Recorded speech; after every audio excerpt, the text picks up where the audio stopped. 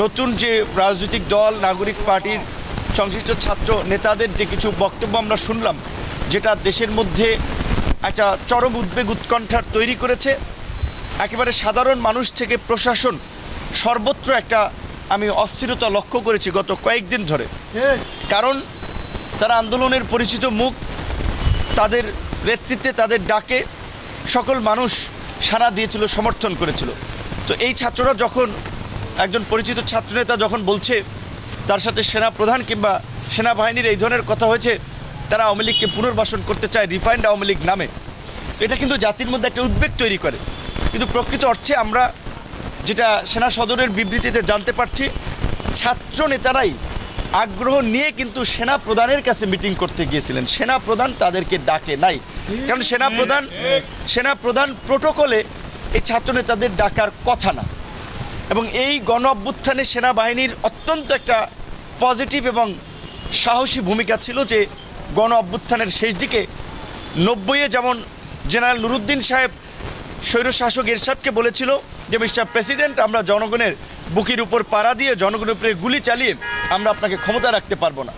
এই সেনাপ্রধান ওয়াকারুজ্জামানও কিন্তু তার আত্মীয় হোক, তারপরেও কিন্তু শেখ হাসিনাকে পরিষ্কার তার আগের দিন আমরা যতদূর জানি 4 আগস্টই জানিয়ে দিয়েছিলেন আপনাকে ক্ষমতা ছাড়তে হবে।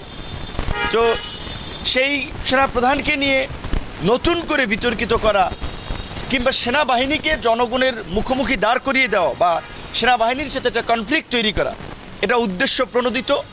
এবং এর পেছনে অন্য কোনো ধুরভিসন্ধি আছে কি না, এই স্ট্র্যাটেজিগুলো বা এই কথাগুলো যারা বলেছেন সেই বিষয়টা আমাদের পরিষ্কার হওয়া দরকার। বিশেষ করে আমাদের ছাত্রনেতা হাসনাত এবং সার্জিসের সাথে কি আলোচনা হয়েছিল, তারা কেন ওখানে গিয়েছিলেন, সেই বিষয়টা তাদের কাছ থেকে জানা দরকার। কারণ আপনারা দেখেছেন যে সবাই পরিচিত ছাত্রনেতাই হাসনাত সার্জিস একটা স্ট্যাটাস দিচ্ছে, আবার আরেকজন ছাত্রনেতা হান্নান মাসুদ সে বলছে আপনারা দুজনের একজন মিথ্যা কথা বলছেন।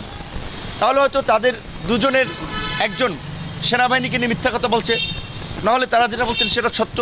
তো এই ঘটনাটা আমি অনুরোধ করব, এই সময়ের এই ছাত্র নেতৃবৃন্দ তারা যেহেতু একটা দলও করেছেন, তারা তো রাজনীতি করবেন, জাতিকে নেতৃত্ব দিতে চান, কাজেই দায়িত্বশীল জায়গা থেকে এই নাগরিক পার্টি যেন এই ঘটনাটা তদন্ত করে এই ঘটনাটার প্রকৃত রহস্য যেন জাতির সামনে উন্মোচন করে, কারণ নাহলে এটি মারাত্মক ক্ষত তৈরি করবে। সামরিক বাহিনীর বিরুদ্ধে এই ধরনের একটা প্রোপাগান্ডা, এবং বিশেষ করে এই মুহূর্তে আপনারা জানেন যে পুলিশ ফাংশন করছে না। সামরিক বাহিনী না হলে এই গত 7 মাসে এই যে যতটুকু স্থিতিশীলতা আমরা দেখতে পাচ্ছি, এইটাও কিন্তু ডিফিকাল্ট হয়ে যেত। এখন আমরা দেখেছি যে রাজনৈতিক দলের নেতৃবৃন্দের আগেও সেনাপ্রধান কিন্তু একটা পরিষ্কার বক্তব্য দিয়েছিলেন যে 18 মাসের মধ্যে জাতীয় নির্বাচন হতে পারে।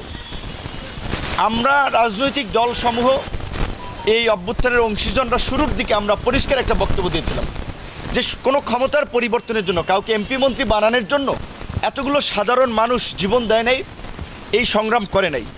এই ফ্যাসিবাদী রাষ্ট্র কাঠামোর বিলোপ করে একটা নতুন রাজনৈতিক বন্দোবস্ত এবং বাংলাদেশ 2 বিনির্মাণের যে অঙ্গীকার, সেটা বাস্তবায়নের পরেই একটা অবাধ সুষ্ঠু নিরপেক্ষ নির্বাচনের মাধ্যমে গণতান্ত্রিক প্রক্রিয়ার ক্ষমতা হস্তান্তর হবে।